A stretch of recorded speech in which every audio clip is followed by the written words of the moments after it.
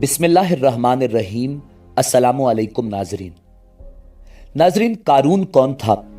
اس کے پاس اتنی دولت کیسے آئی؟ قارون کا انجام کیا ہوا؟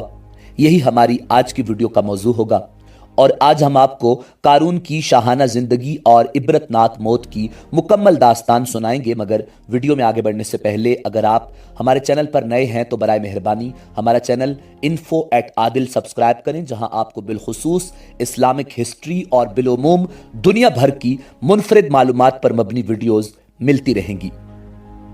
ناظرین، قارون حضرت موسیٰ علیہ السلام کے چچا یا سہر کا بیٹا تھا۔ بہت ہی شکیل اور خوبصورت آدمی تھا، اسی لیے لوگ اس کے حسن و جمال سے متاثر ہو کر اس کو منور کہا کرتے تھے۔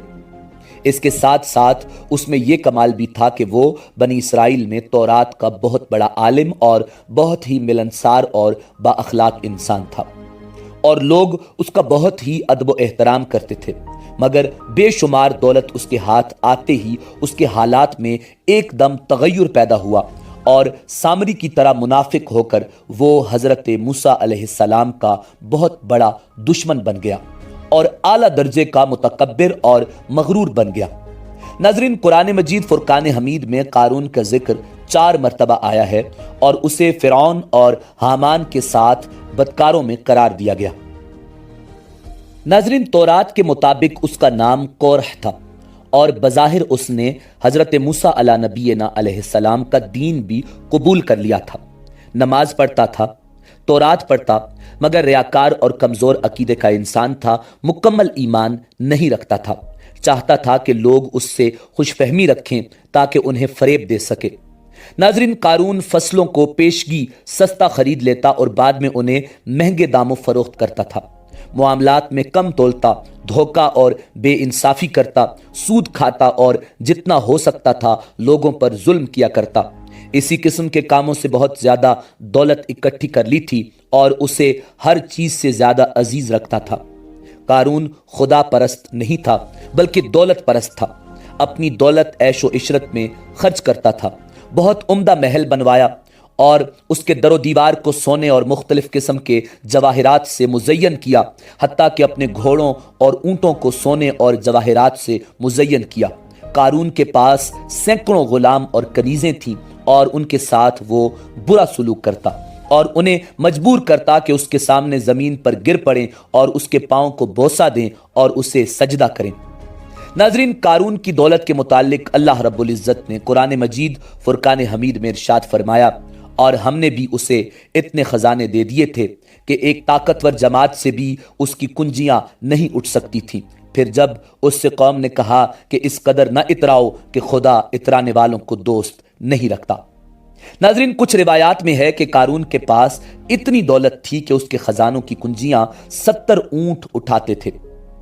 بعض عقل مند مومن قارون کو نصیحت کرتے اور کہتے کہ اے قارون، یہ تمام باغ اور ثروت کس لیے؟ یہ سب دولت اور مال کس لیے ذخیرہ کر رہا ہے؟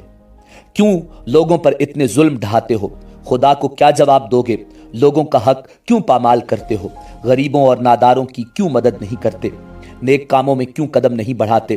قارون غرور و تکبر میں جواب دیتا کہ کسی کو ان باتوں کا حق نہیں پہنچتا، میں اپنی دولت خرچ کرتا ہوں۔ مومن اسے واز کرتے اور کہتے کہ اتنی بڑی دولت حلال سے اکٹھی نہیں ہو سکتی۔ اگر تو نے ناانصافی نہ کی ہوتی اور سود نہ کھایا ہوتا تو اتنا بڑا سرمایہ نہ رکھتا، بلکہ تو بھی دوسروں کی طرح ہوتا اور ان سے کوئی خاص فرق نہ رکھتا۔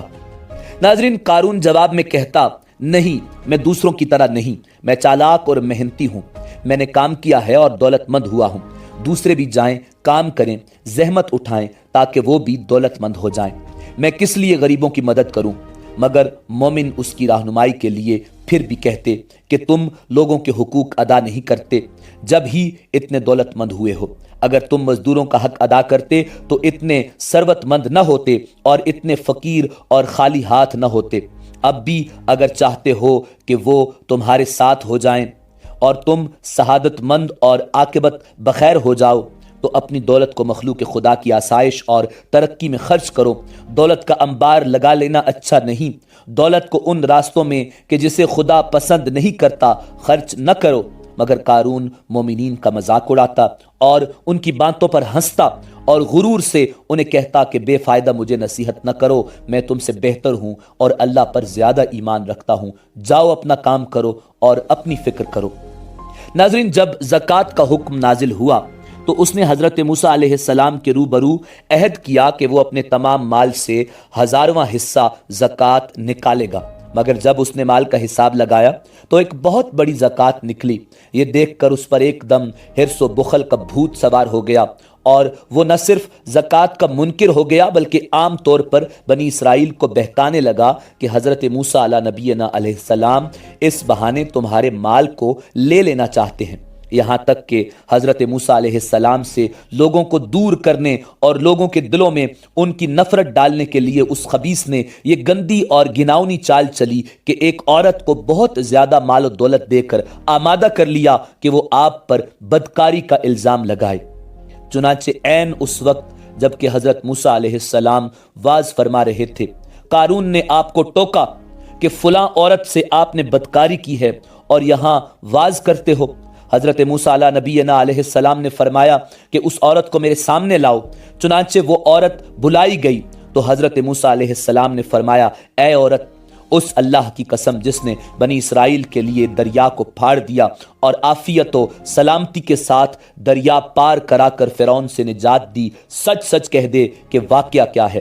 حضرت موسیٰ علیہ السلام کا جلال دیکھ کر عورت سہم گئی اور کانپنے لگی اور اس نے مجمع عام میں صاف صاف کہہ دیا کہ اے اللہ کے نبی، مجھ پر قارون نے یہ دباؤ ڈالا تھا اور مجھ کو قارون نے کثیر دولت دے کر آپ پر بہتان لگانے کے لیے آمادہ کیا ہے۔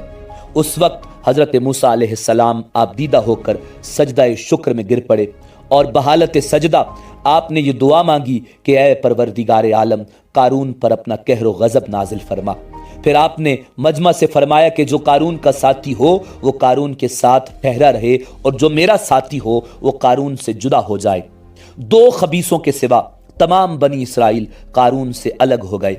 پھر حضرت موسیٰ علیہ نبینا علیہ السلام نے زمین کو حکم دیا کہ اے زمین، تو اس کو پکڑ لے، تو قارون ایک دم گھٹنوں تک زمین میں دھس گیا۔ پھر آپ نے دوبارہ زمین سے بھی فرمایا، اے زمین، اس کو اور پکڑ، تو کمر تک زمین میں دھس گیا۔ یہ دیکھ کر قارون رونے اور بلبلانے لگا اور قرابت و رشتہ داری کا واسطہ دینے لگا، مگر آپ نے کوئی التفات نہ فرمایا، یہاں تک کہ وہ بالکل زمین میں دھس گیا اور غرق ہو گیا۔ دو منوس آدمی جو قارون کے ساتھی ہوئے تھے لوگوں سے کہنے لگے کہ حضرت موسیٰ علیہ السلام نے قارون کو اس لیے دھنسا دیا تاکہ قارون کے مکان اور اس کے خزانوں پر خود قبضہ کر لیں۔ آپ علیہ السلام نے اللہ رب العزت کے حضور دعا مانگی کہ قارون کا مکان اور خزانہ بھی زمین میں دھنس جائے۔ قارون کا مکان اور خزانہ، جو مکان بھی سونے کا تھا اور بے شمار خزانہ تھا، وہ سبھی اللہ کے حکم سے زمین میں دھنس گیا۔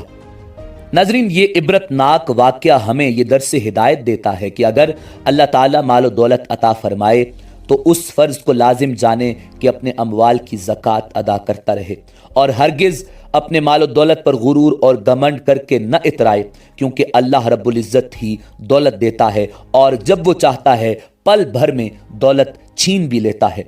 ہر وقت اس کا دھیان رکھتے ہوئے تواضع اور انکساری کی عادت رکھے اور ہرگز کبھی انبیاء و اولیاء و صالحین کی ایذار ثانی اور بدگوئی نہ کرے کہ ان مقولان بارگاہ الہی کی دعا اور بد دعا سے وہ ہو جایا کرتا ہے جس کا لوگ تصور اور خیال بھی نہیں کر سکتے۔ ناظرین، اسی امید کے ساتھ اجازت دیجیے کہ آپ کو ہماری ویڈیو پسند آئی ہوگی۔ ملتے ہیں بہت جلد ایک نئی تاریخی، تحقیقی اور معلوماتی ویڈیو کے ساتھ۔ دیکھتے رہیے info@adil۔ اللہ رب العزت آپ کا حامی و ناصر ہو۔